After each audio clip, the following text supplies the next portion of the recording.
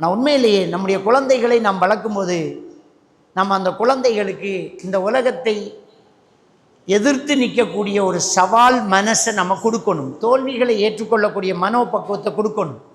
கொடுக்காம குழந்தை வளர்த்து நம்ம சாதிக்க மாட்டோம். அந்த குழந்தை பாதிக்கப்படும். கேட்குறதெல்லாம் கொடுத்த நீங்கள் சொல்லுவோம், நம்ம சொல்லுவோம். செல்லம் கூடிட்டு ஓவர் செல்லம் குடும்பத்தில் முதல் கண்ட ஒரு பிள்ளையா இருக்கும். கீழே வைக்க மாட்டேங்கிறாங்க. எல்லா அன்டிமாரும் தூக்க தொடங்குவாங்க, அங்கிள்மாரெல்லாம் தூக்குவாங்க. பாப்பா எனக்கிட்ட கொஞ்சம் தாங்கடா அப்படின்னு தவிப்பார். அந்த பிள்ளைக்கு அவ்வளோ பாசங்கள் கூடும். அப்படி ஒரு பிள்ளை ஒரு குடும்பத்தில் பாச பிணைப்பில் கடுமையாக அரவணைக்கப்படுதுங்கும் போது அந்த இடத்துல கொஞ்சம் யோசிக்க வேண்டியும் இருக்குது. இந்த பிள்ளை பாதிக்கப்படுறதுக்கான வாய்ப்பும் கூட இருக்குது. ஏனென்றால் அந்த குழந்தைக்கு எல்லாமே கிடைச்சிக்கிட்டே இருக்கும். ஒரு இடத்துல கிடைக்காத போது அந்த பிள்ளை மன ரீதியாக பாதிக்கப்படும். மேனியா அப்படிங்கிற ஒரு பிரச்சனை இருக்குது. டிப்ரெஷன் என்கிறதுக்கு நேர் எதிரான ஒரு பிரச்சனை தான் மேனியா. டிப்ரெஷனுங்கிறது லோ மூடு. அப்படியே உட்கார்ந்துட்டு இருப்பார், ஒன்றுக்கும் விருப்பம் இல்லை. மேனியாங்கிறது ஹைப்பர் ஆக்டிவ். அடிச்சு பிச்சு கடிச்சு உதச்சி பிடிச்சி ஜன்னலில் ஏறி அங்கே போய் இங்கே கத்தி கூவண்டு தனக்கு ஊவண்டுக்கு நிற்கிறது தான் மேனியா. அடங்க மாட்டேங்கிறான், அடித்து போட்டாலும் அடங்க மாட்டேன்பான். அது மேனியா. இது டிப்ரெஷன். இந்த ரெண்டும் மாறி மாறி வந்துக்கிட்டு இருந்தால் பைப்போலர் எஃபெக்டிவ் டிஸார்டர்ன்னு சொல்லுவாங்க. இந்த குழந்தைகளுக்கு கேட்குறதெல்லாம் நாம் கொடுத்து கொடுத்து வளர்க்க அந்த குழந்தைக்கு தோல்வி ஏற்றுக்கொள்ளக்கூடிய மனோ வலிமை இருக்காது. அடுத்தவங்களை மதிக்கக்கூடியதில்லை. ஏத்தா அப்படின்னா எடுத்துகிட்டு போயிட்டே இருக்கணும். இந்த பிள்ளைகள் தான் 90 மார்க்ஸ் வாங்கினதுக்கு சூசைட் பண்ணும். 10 மார்க்ஸ் குறைவானது அந்த பிள்ளையால் தாங்க முடியும். நம்ம வளர்த்த விதம் பிள்ளை நோ சொல்லணும். பிள்ளைகளுக்கு கேட்குறதெல்லாம் கொடுக்கறது இல்லை அது வேணாம், சரியாகாது, இப்போ பாப்பா கிட்ட காசு இல்லை அப்படி சொல்லணும். நீங்கள் எப்போவுமே வெளியிறங்கும் போது பைக்கில் பிள்ளைய எடுத்து ஒரு ரவுண்ட் சுற்றி பொண்டாட்டிகிட்ட கொடுத்துட்டு போகிறத பழக்கமாக்கிட்டீங்கன்னா நீங்கள் தான் கஷ்டப்பட போகிறீங்க. ஒரு நாள் அவசரமாக போக வலிக்கிட்டால் விட மாட்டான், கத்துவான், கத்துவான். அந்த நேரத்தில் நமக்கு கோபம் வரும். உனக்கு பிள்ளை வளர்க்க தெரியுமாடி என்று பொண்டாட்டிகிட்ட கேட்போம். நம்ம தானே வளர்த்தது. பலமையாக்காதீங்க. எப்போவாவது சுற்றிட்டு போங்க. அப்போ அன்னைக்கு இல்லை வாய் பாப்பாண்டா போயிட்டே இருக்கலாம். அஸ்ஸலாமு அலைக்கும் மகன் போயிட்டே இருக்கலாம். ஒரு ரூபா கொடுத்துட்டு போயிட்டே இருக்கலாம். இன்றைக்கி பாப்பாவுக்கு டைம் இல்லை, இன்னொரு நாளைக்கு போய்க்கலாம்னா கேட்டுக்குவான். நீங்கள் வளமையாக செஞ்சுட்டு ஒரு நாள் செய்யாட்டி அந்த பிள்ளையால் தாங்க முடியாது. பிள்ளையில் எந்த குற்றமும் இல்லை, நம்மளில் தான் குற்றம் இருக்கு. நீங்கள் வெளியூர் போயிட்டு வெளியே வேலைக்கு போயிட்டு வீட்டுக்கு வரும்போது டெய்லி சாக்லேட் வந்து கொடுத்தா நீங்கள் தப்பான ஆள். எப்போவாவது ஒரு நாளைக்கு மறந்துருப்பீங்க, அல்லது வார நேரம் கடை பூட்டிருக்கும், இல்லாட்டி பொக்கெட்டில் காசு இல்லாமல் இருக்கும். அப்போ உங்கள் குழந்தை உங்கள் மேலே எரிச்சப்படுவான். பாப்பா என்னோட இறக்கம் இல்லைன்னு ஃபீல் பண்ணுவார். சாக்லேட் வாங்கி கொடுங்க, ஆனால் வளமையாக்காது. நலும்பெரும் பெறாமலும் விடும் அப்படிங்கிற ஒரு மனநிலை அந்த பிள்ளைக்கு தெரியும். இதை கேட்குதுண்டா உடனே கொடுத்துடாதீங்க. ஒரு நாளைக்கு இல்லைன்னு சொல்லுங்க. இல்லை வேணாம், கூடாது, தப்பு. அது நம்ம மார்க்கெட்டுக்கு பிள்ளை. பாப்பா கிட்ட அந்த அளவுக்கு பணம் இல்லை, இது உங்களோட வயசுக்கு இல்லை மகன், அது வேணாம், வேறு அது பார்ப்போமா, இன்னொரு நாளைக்கு பார்ப்போம். பாப்பா காசு வந்தால் வாங்கி தரேன்னா ஓகே. அந்த பிள்ளை சைலண்டாகும். இந்த பிள்ளைகள் இந்த உலகத்தில் அவனுடைய விஷயத்தை முடிச்சுக்கு போகிறதுக்கு அவன் வாழ்க்கையில் சில பாடங்களை அவனுடைய ஃபார்முலாவாக அவனுடைய அடையாளமாக எடுத்துக்குவான். அதான் அவனுடைய சிக்னேச்சர். அப்படி எடுத்துக்குவான், அவனோட சிக்னேச்சர் எடுப்பான். சில பிள்ளைகள சிக்னேச்சர் என்ன தெரியுமா? ஏதாவது கேட்பான், கொடுக்கலாட்டி தட்டோரண்டு அப்படியே கீழே விழுவான். அது தலை வெடிச்சு ரத்தம் வரும், சுவரில் போய் மோதுவான், கத்துவான்.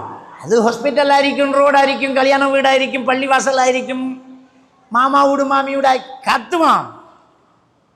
தம்பியம்பாங்க, தூக்குவாங்க. நேரம் 1 மணி ஆகும், கத்துவான். செய்ய வழி இல்லைன்ற ஒரு சூழ்நிலைக்கு வருது. இப்போ உடனே அதை கொடுக்குறாங்கன்னா அந்த பிள்ளை ஏற்கனவே ஒரு தடவை இப்படி கத்தி சாதிச்சிருக்கிறான்னு அர்த்தம். ஒரு தடவை அவன் சத்தம் போட்டு கத்தி தொல்லை தாங்க முடியாம அல்லாஹ் இவன் வாயை பொத்தணும் வேண்டிக்கு வாடியதாண்டு அந்த பால் பாக்கெட்டை வேண்டி இன்னொரு கொடுத்தோன்னே வேண்டி எடுத்துருவான். ஓகே, இப்போ அது அவனுடைய சிக்னேச்சர். இப்போ அவன் மைண்டில் அதை எழுதிட்டான். ஓகே, இனி ஏதாவது இவங்க தரணும்னா நம்ம இந்த டிசைனில் போக வேண்டிய, அவனுக்கு அது வலிக்காது. இப்போ நாம் என்ன செய்யணும்? அவர் கீழே விழுகிறார், கத்துறார், நாங்கள் முடிவெடுக்கணும், இன்றைக்கு இதை கொடுக்கக்கூடாண்டா இல்லை, முடிஞ்சு இல்லைண்டா இல்லை. கத்துறார், கொஞ்சம் கஷ்டம்தான். ஒரு வார்த்தை சொல்ல, பாப்பா சொல்லிட்டேன், இல்லாட்டி உம்மா சொல்கிறேன், உம்மா சொல்லிட்டேன், அது கூடா, அது வேணாம், பேசாமல் இருக்கணும். இல்லையா, கதவை போட்டு விட்டு நீங்கள் கத்துங்க. தம்பி நீங்கள் விடிய விடிய கத்தினாலும் அது இல்லை. இப்போ பெத்த மனசு துடிக்குதும் தவிக்குதும், வாப்பாவுக்கு உம்மா சப்போர்ட், உம்மாவுக்கு வாப்பா சப்போர்ட். எந்த பிள்ளைக்கு நான் கொடுக்க போகிறேன் 2 பேர் சொல்லுவார். உங்களுக்கு சும்மா இருக்கணும், எந்த பிள்ளைய விடுங்க 2 பேர். இவங்க 2 பேரும் சரியாக இருந்தாலும் வீட்டுக்கு இருக்கிற மாமனார் மாமியா விட்றல, பேர பிள்ளை கத்துற என்னால் தாங்க இல்லாம்பாங்க. இப்போ தான் நமக்கு பிள்ளை வளர்க்க இல்லாமல் போகும். தயவு செஞ்சு விட்டுறணும். அவர் அன்றைக்கு மட்டும்தான் கத்துவார், விடிய விடிய கத்துவார், 12 மணி வரைக்கும் கத்துவார், 1 மணி வரைக்கும் கத்துவார், டயர்ட் ஆகுவார், ஒரு 2 மணிக்கு தூங்குவார். அவரை மைண்டில் அவர் ஒரு சிக்னேச்சர் வைப்பார், உம்மா இல்லைண்டா இல்லை தானே, என்ன அவ்வளோதான், இதுக்கு மேலே அந்த சத்தம் பெறாது. எப்போ நீங்கள் கடையை தட்டி கோல் பண்ணி, பாப்பா ப்ளீஸ் மகன் கொஞ்சம் கோவிச்சிக்காதடா, நேரம் 12 நீ கடை பூட்டிட்டு போயிட்டு தெரியும், இவன் பால் பாக்கெட் ஒன்று கேட்டு கத்துறான்டா, அல்லாக்காக நான் அந்த கடைக்கு முன்னுக்கு வர மதிலால் எட்டித்தாவாப்பாண்டு வேண்டி கொடுத்து, அப்பாடா இவனை அமைதிப்படுத்துகிறோம்னு நீங்கள் நினச்சிட்டீங்கண்டா, வாழ்க்கை பூரா இதே வேலை தான் நீங்கள் செய்யணும். ஒரு நாளைக்கு மட்டும் பார்த்துக்கிட்டு இருங்க, சரி. அப்போ இந்த குழந்தைகளுக்கு தோல்வியை ஏற்றுக்கொள்ளக்கூடிய மனோபக்குவத்தை கொடுக்கணும். இல்லைன்னு சொல்கிறத இல்லைன்னு, இது கூடாதுன்னா கூடாதான். அவன் சொல்லுவான், வந்து எல்லாரும் பர்த்டே கொண்டாடுறாங்க, கேக்கு வெட்டுறாங்க, கேக்கு திங்க, எனக்கு பர்த்டே எங்கே, என்னோட பிள்ளோட மனசு நொந்துருமெண்டு மார்க்கத்தை கையுடுறோம். பர்த்டே கொண்டாடுறது பிதாத்துமான், அது மார்க்கத்தில் இல்லை, இஸ்லாத்தில் இல்லை, தப்பு மகன். அதை வீட்டுக்கு கொண்டாடைய மேலா, வெளியில் கொண்டாடைய மேலா மகன், அது நாம் செய்கிற வேலை இல்லை, அது முஸ்லீம் அல்லாதவர்கள் செய்கிற வேலை, அது பாவம், அது கூடாது மகன், அவ்வளோதான். நாமளும் அந்த ஃபங்க்ஷனுக்கு போகிறதும் இல்லை, நம்மளோட வீட்டை நடக்கிறதும் இல்லை, நம்மளோட பிள்ளைகளுக்கு அது கூடாதுன்னு சொன்னால், ஸ்கூலில் இருந்து வந்து மகன் சொல்கிறான், பாப்பா இன்றைக்கு ஒரு பொடியனுக்கு பர்த்டே எல்லாருக்கும் கேக்கு தந்த, நான் வேண்டி திங்கல பாப்பா, அஸ்தாகுல்லாஹ் அலிமம்பா. அவனுக்கு ஆசை வராது. ஏன்னா நம்ம வளர்த்தது அப்படி,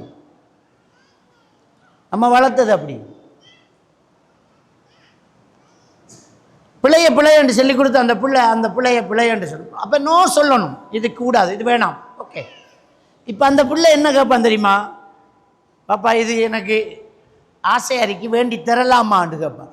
வேண்டி தாங்கன்னு கேட்க மாட்டான், வேண்டி தரலாமான்னு கேட்பான். பாப்பா காசு இருக்கான்னு கேட்கான். ஒரு தடவை என் மகன், என்னடா கேட்க, இல்லை எனக்கு அது ஆசை அறிக்கை இருக்குடா காசு. ஏன்னா நம்ம அப்படி சொல்லியிருக்கோம் ஒரு தடவை, இல்லை பாப்பாக்கிட்ட காசு இல்லை வேணும். அப்போ அவன் அதை மைண்டில் வச்சுக்கிட்டு இப்போ அதை பொருளை கேட்கல, பாப்பா காசு இருக்கா. எப்படி அவன் அந்த அந்த ட்ரக்குக்கு வாரான். இதான் அந்த பிள்ளைகளை தோல்விகளை ஏற்றுக்கொள்ளக்கூடிய அந்த பக்குவத்தை கொடுக்கணும். அதே நேரத்தில் அந்த பிள்ளைகளுடைய வளர்ந்து வரக்கூடிய அந்த உணர்வுகள் கற்றல் நடந்துக்கிட்டு இருக்கும், அதை பொத்தி அடக்கவும் கூடாது. கதிரை அப்படி இழுத்துக்கு போவான், ரெண்டு இழுத்துக்கு போவான், போடாங்கல். நாம சொல்றோம் எனக்கு தூக்கம் இல்லை, அம்மா தடுக்கிறோம், பாப்பா தூங்குறார், என்ன சத்தத்தை போறான், பாப்பா அந்த சத்தத்துக்கு தூங்கணும். உங்களை கேளாட்டி போங்க, உங்களோட சாச்சிரை விட்ட போய் தூங்கு, அம்மா விட்ட போய் தூங்கு. அவன் கதிரையை இழுக்கணும். அவன் கதிரையை இழுத்து அந்த சத்தத்தை பார்க்குறான். இந்த கதிரையை இழுத்து அந்த சத்தம் பெறுது, அதை பார்க்க.